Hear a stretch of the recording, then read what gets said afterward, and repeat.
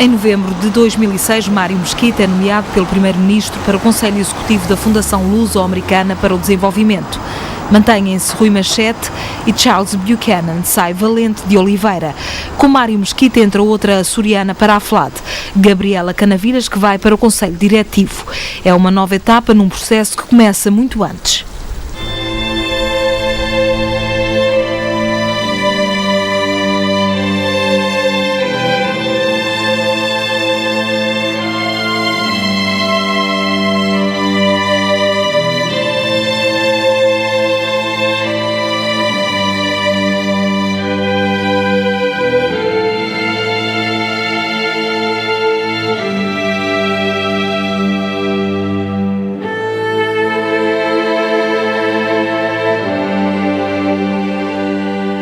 As notícias de um açoriano no Conselho Executivo da FLAD surgem em meados de 2006.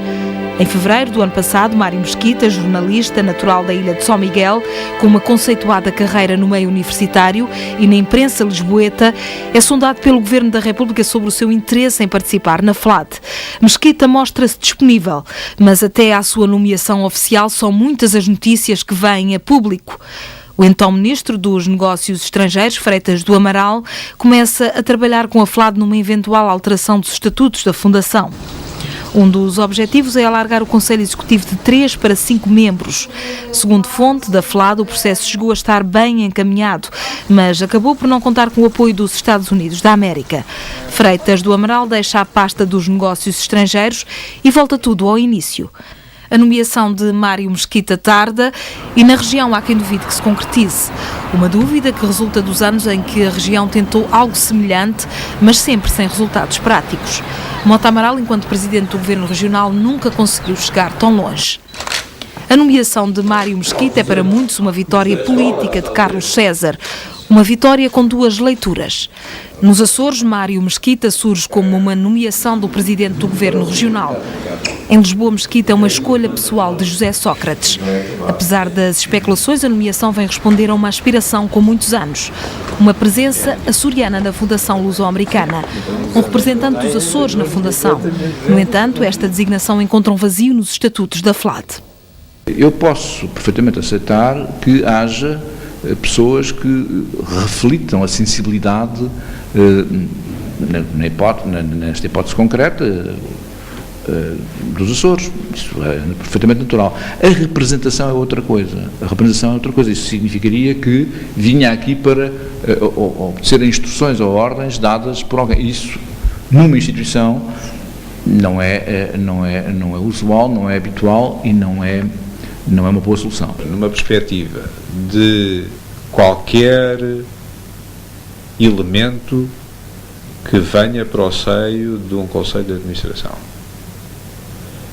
prosseguir de uma forma mais sistemática interesses exteriores aos da Fundação, vejo complicado, como jurista que sou, por razões de legitimidade. Se me disser que a pessoa que vem para cá pode, de uma forma mais, por conhecimento de causa, de uma forma mais pedagógica, olhar melhor para os interesses globais do país, tendo uma ênfase especial para os Açores, aceito isso sem nenhum problema. Agora, aceito pior que se veja no administrador que é natural dos Açores uma pessoa que está dentro de uma administração a zelar por interesses que são exteriores à Fundação. É um problema jurídico, se quiser, ou de legitimidade jurídica e ética. Os Açores reivindicam um representante porque a Fundação Luso-Americana para o Desenvolvimento surge no âmbito do Acordo de Cooperação e Defesa entre Portugal e os Estados Unidos da América. A FLAD surge no enquadramento dos acordos entre Portugal e os Estados Unidos. Esses acordos só se justificam pela existência do geoestratégica dos Açores e, fundamentalmente, pela base das Lajes, que é onde está sintetizada a importância, a relevância geoestratégica dos Açores, e mais ainda, a FLAD acaba por receber parte dos seus financiamentos diretamente dos Estados Unidos, através, obviamente, de mecanismos de inclusão dessas verbas no Orçamento do Estado português, e mais ainda, acaba por receber parte do dinheiro que se destinaria aos Açores, e está documentado não só nos orçamentos, como também em declarações públicas de governantes vários, penso que também do Dr. Mota Amaral. Portanto, a FLAD é, sem dúvida, um fruto da base das Lajes e não pode negá-lo de maneira nenhuma. A Fundação resulta da existência geoestratégica destas ilhas e da base norte-americana que lá existe. Portanto, eu acho que teria que haver uma alteração profunda, quer na forma como a Fundação se relaciona com a região autónoma e com as entidades, quer também no seu próprio enquadramento estatutário. As reivindicações dos Açores não encontram apoio junto da própria FLAD, que nega, na sua origem, uma ligação aos Açores. Historicamente, não é criada por causa do acordo. O acordo foi uma altura, a oportunidade para, como disse, substituir. Houve estes dois aspectos. Houve a substituição da EID e houve, por outro lado, este acordo que foi uma oportunidade, e como digo, este acordo tinha estas duas vertentes. A mais importante eram as lajes, mas a outra era o tracking dos satélites. Mas a Fundação, nós não temos que entender ou deixar de entender. Nós temos que nos guiar pelos nossos estatutos, o resto é um problema que não é connosco. E os estatutos o que dizem é que houve uma verba posta à disposição pelo governo português, esta verba que nós julgaríamos que queria ser mais elevada, mas que não foi apenas até 1992, 112 milhões de dólares, como digo, acabou, não recebemos mais nada, é destinada àqueles fins que estão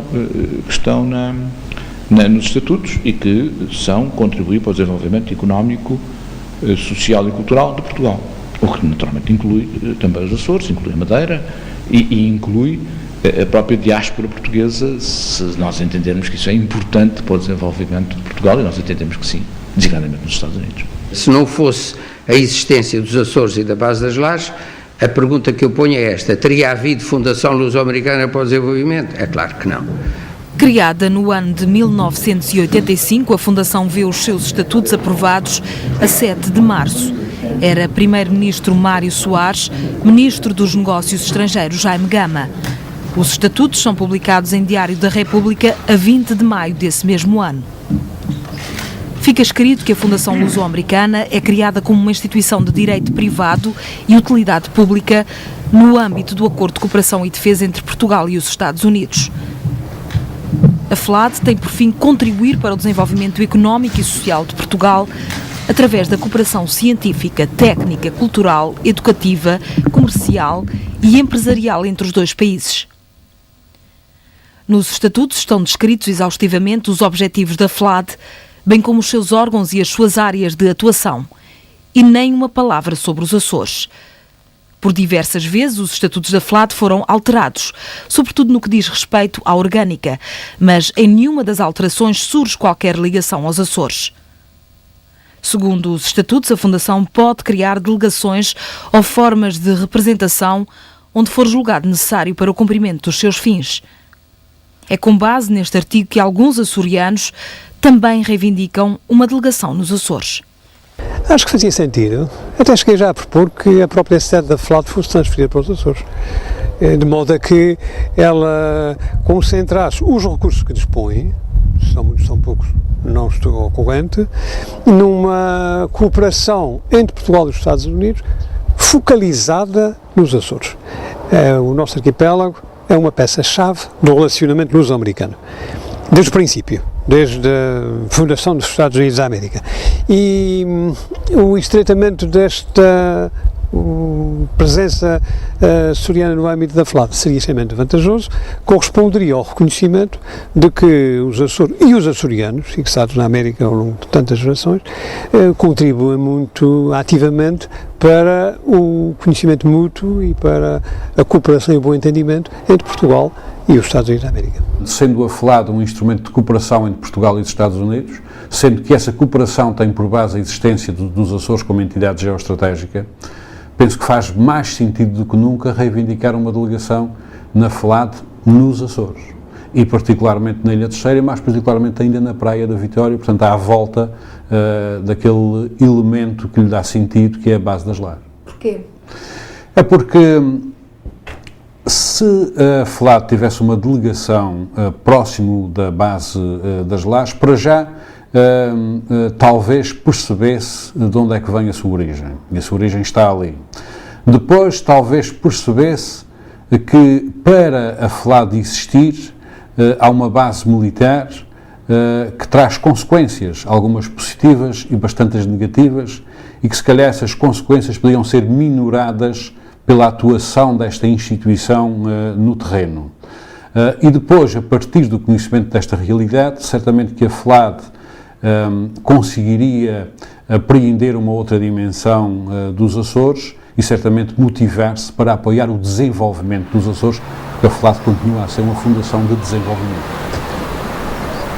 A forma como os Açores se relacionam com a FLAD tem conhecido diferentes etapas. No início, os representantes dos Açores na Comissão Bilateral nem mostraram grande interesse na Fundação Luso-Americana. Entendíamos de que, como a FLAD não substituía o apoio direto dos Estados Unidos ao desenvolvimento dos Açores, a FLAD seria, digamos, subsidiária.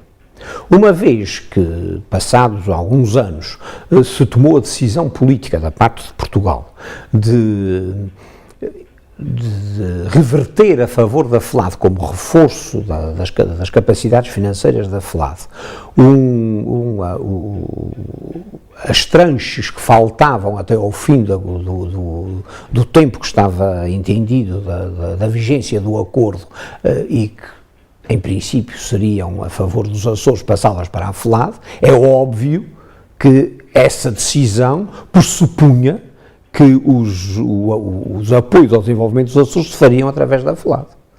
Eu não, nessa segunda fase já não tinha responsabilidades político-administrativas, tinha responsabilidades só políticas, de forma que sei, porque era deputado e obviamente me interessava para essas matérias, de que nunca foi possível encontrar uma forma prática da FLAD aplicar as suas disponibilidades em projetos que tivessem desenvolvimento preferencialmente nos Açores.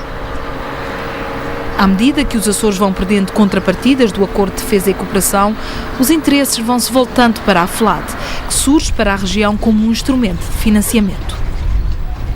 As expectativas dos Açores ganham força quando, na ata final do último Acordo de Cooperação e Defesa, assinado em 1995, fica escrito que as iniciativas da Fundação podem contribuir significativamente para atingir objetivos comuns nos Açores. A FLAD é vista como uma fonte de riqueza criada com os dólares americanos por causa da base das Lajes. Penso que os investimentos e os apoios da FLAD nos Açores são demasiado diminutos face ao montante global dos investimentos da FLAD e demasiado diminutos tendo sobretudo em atenção que a FLAD existe porque existem os Açores e porque existe a base das Lajes. Penso que por essas duas razões a FLAD deveria ter um interesse diferente e olhar com olhos diferentes a região autónoma dos Açores e, sobretudo, estar mais disponível para os projetos de desenvolvimento da região. Tem havido alguns projetos em que a FLAD tem estado envolvida nos Açores, julgo que poderiam ser muitos mais e creio até que deveriam ser muitos mais.